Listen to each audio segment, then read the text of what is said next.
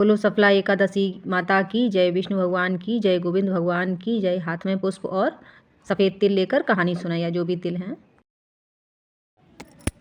महाराज युधिष्ठिर ने भगवान श्री कृष्ण से सफला एकादशी महात्म सुनने की इच्छा प्रकट की तो भगवान बोले कि जिस प्रकार सभी देवताओं में श्री नारायण देवता सबसे विशेष हैं, इसी प्रकार नागों में शेषनाग, पक्षियों में गरुड़ और ग्रहों में चंद्रमा, यज्ञों में अश्वमेघ और देवताओं में भगवान श्री कृष्ण श्रेष्ठ हैं, यानी कि जो विष्णु भगवान हैं वो। उसी तरह सभी व्रतों में एकादशी व्रत श्रेष्ठ है। जो मनुष्य सदैव एकादशी का व्रत करते हैं वे मुझे परम प्रिय हैं। इसका महात्म्य मैं तुम्हें सुनाता हूँ, उसको ध्यानपूर्वक सुनो और उसकी कहानी सुनो।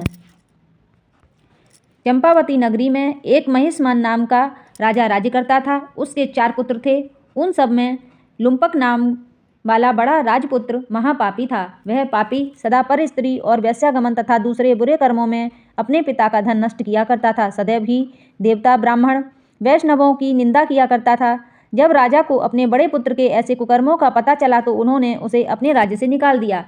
तब वह इधर उधर विचरने लगा कि मैं कहाँ जाऊँ, क्या करूँ। अंत में उसने चोरी करने का निश्चय किया। दिन में वह वन में रहता और रात्रि को अपने पिता की नगरी में चोरी किया करता था। प्रजा को तंग किया करता और उन्हें मारने का कुकर्म करता था। कुछ समय पश्चात सारी नगरी भयभीत हो गई। वह वन में रहकर पशु आदि को मारकर खाने लगा।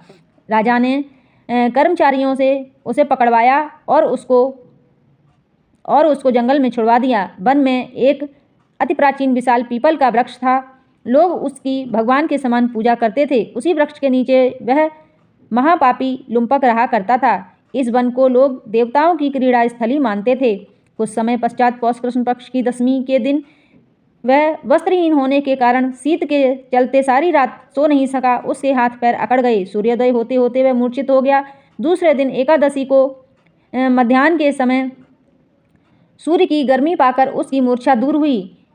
गिरता पड़ता वह भोजन की तलाश में निकला। पशुओं को मारने में वह असमर्थ था, अतः पेड़ के नीचे गिरे हुए फल उठाकर वापस उसी पीपल वृक्ष के नीचे आ गया। उस समय तक भगवान सूर्य अस्त हो चुके थे।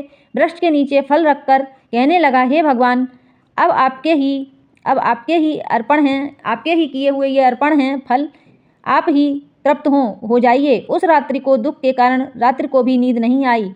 इस उपवास और जागरण से भगवान अत्यंत प्रसन्न हुए और उसके सारे पाप नष्ट हो गए। दूसरे दिन प्रातः एक अति सुंदर घोड़ा अनेक सुंदर वस्तुओं से सजा हुआ उसके सामने आकर खड़ा हो गया। उसी समय आकाशवाणी हुई कि हे राजपुत्र, श्री नारायण की कृपा से तेरे पाप नष्ट हो गए हैं। अब तू अपने पिता के पास जाकर राज्य प्राप्त कर। ऐसी वाणी सुनकर वह अत्यंत प्रसन्न हुआ और दिव्य वस्त्र धारण करके भगवान आपकी जय हो कहकर अपने पिता के पास गया।